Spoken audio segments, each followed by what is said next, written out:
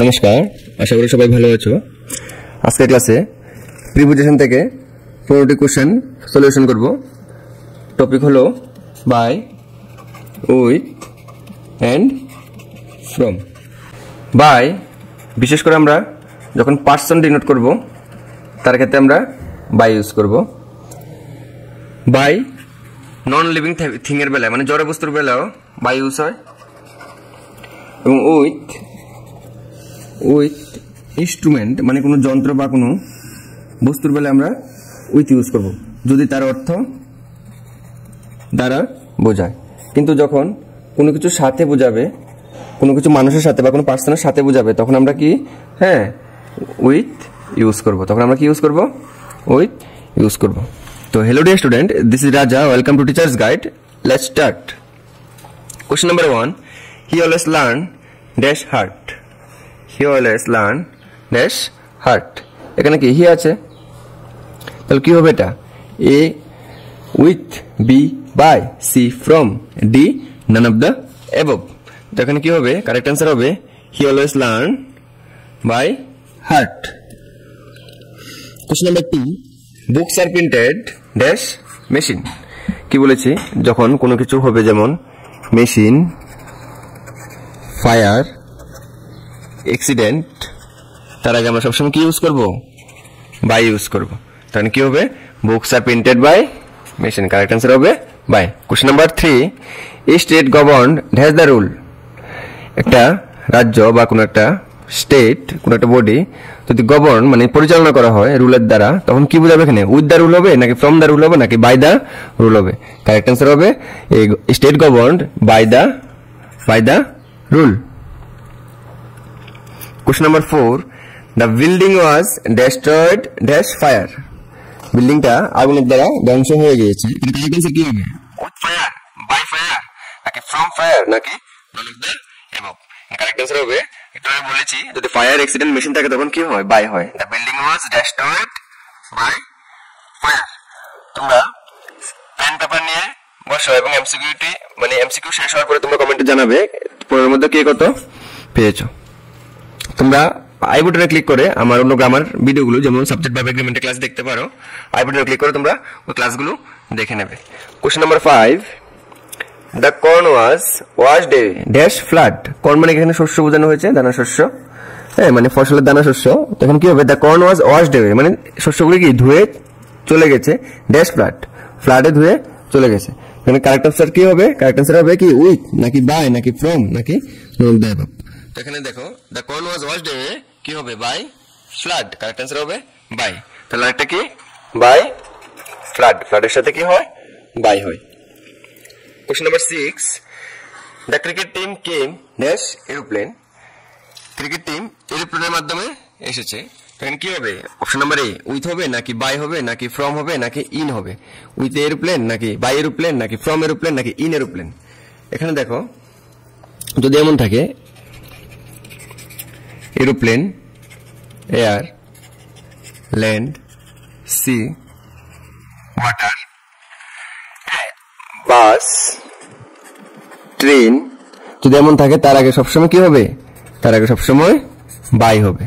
By aeroplane, by air, by land, by sea, by water, by bus, by train. Okay. Question number 7, it is 4 o'clock dash my watch. এখন আমার ঘড়িতে 4টা বাজে। কিন্তু preposition কি হবে এখানে? With my watch, by my watch, on my watch, নাকি ইন মাই ওয়াচ? তো কারেক্ট অ্যান্সার হবে by my watch. Question number 8, they raised their voice মানে তাদের আওয়াজ তুলেছে ড্যাশ কারেজ, সাহসের সাথে আওয়াজ তুলেছে। এখন কি হবে? বাই, নাকি উইথ, নাকি ফ্রম, নাকি ইন কারেজ? আমি বলেছি যখন সাথে ব্যবহৃত হবে, সাথে বোঝায়, তখন কি হবে? উইথ হবে। তাহলে কি হবে? They raised their voice with courage.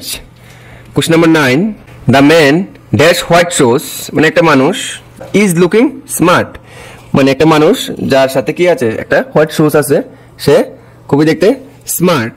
এখানে কি হবে? উইথ হবে, নাকি বাই হবে, নাকি ফ্রম হবে, নাকি ফর হবে? এখানে হবে দ্য ম্যান, যখন সাথে বোঝা একটু আগে বলেছি কি হবে? উইথ হবে। The man with white shows is looking smart. Question number 10, many freedom fighters died dash is country. Freedom fighter বলতে কি বোঝাচ্ছে? যারা দেশের জন্য যুদ্ধ করে, দেশের জন্য প্রাণ দিয়ে দেয়, হ্যাঁ, তাদের সময় তখন কি প্রিপোজিশন হবে? Many freedom fighters died dash is country. যখন কান্ট্রি থাকবে দেশের জন্য বোঝায়, তখন কি হবে? উইথ হিজ কান্ট্রি নাকি বাই হিজ কান্ট্রি নাকি ফ্রম হিজ কান্ট্রি না for his country? Correct answer হবে many freedom fighters died for his country. Question number 11, we see dash our eyes and we hear dash our ear।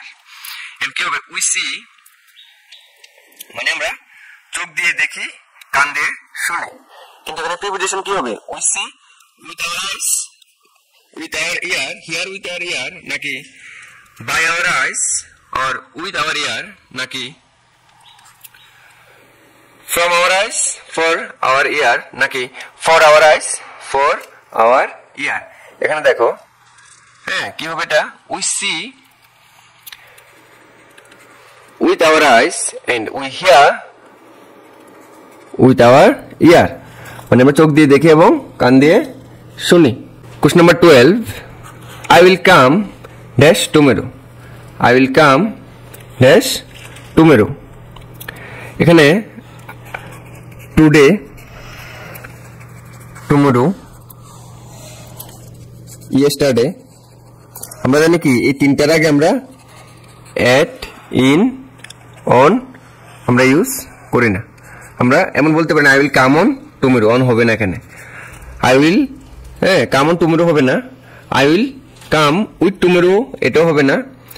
I will come from tomorrow, এটাও হবে না। কি হবে? I will come by tomorrow, I will come by tomorrow. এখানে by future টাইমকে, future time denote করছে। কি denote করছে? ফিউচার টাইম ডিনোট করছে, মানে আমি কালকের মধ্যে এসে পড়বো।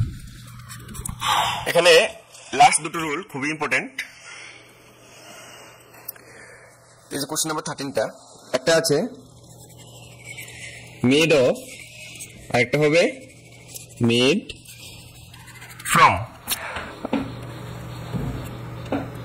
আচ্ছা, মেড অফ কখন হয়? যখন একটা জিনিস এক্স দিয়ে আরেকটা জিনিস ওয়াই তৈরি হয়, কিন্তু জিনিসটা এক্সই থাকে, মানে ওয়াইটা আবার এক্সই থাকে, তখন হবে এটা মেড অফ। আর ফ্রম, যদি একটা জিনিস এক্স থেকে ওয়াই তৈরি হয়, কিন্তু জিনিসটার ওয়াই তৈরি হয় মানে কি আর এক্স থাকে না, এটা অ্যাকচুয়ালি ওয়াই হয়ে যায়, মানে ওয়াই থেকে আর এক্স পাওয়া যাবে না, তখন আমরা মেড ফ্রম ইউজ করব। যেমন দেখি butter is made dash milk. Milk থেকে কি হলো? বাটার হলো, মানে দুধ থেকে মাখন হলো। এখানে দেখো কি হবে? উইথ মিল্ক নাকি বাই মিল্ক নাকি ফ্রম মিল্ক নাকি ফর মিল্ক? কি বলেছি?